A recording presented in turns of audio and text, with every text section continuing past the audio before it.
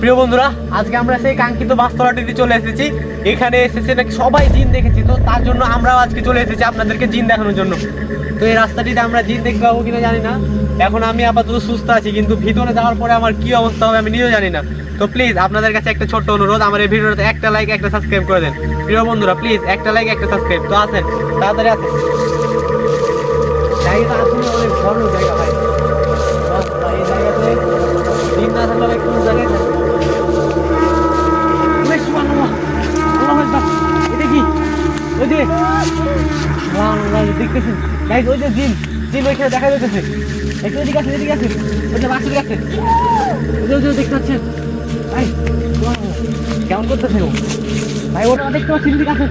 প্রিয় বন্ধুরা ওই যে দেখেন, এদিকে আছে রকি ভাই। যে ভাই বাসের কাছ থেকে নেমে গেছে ও। সুবহানাল্লাহ, আল্লাহু আকবার ভাই।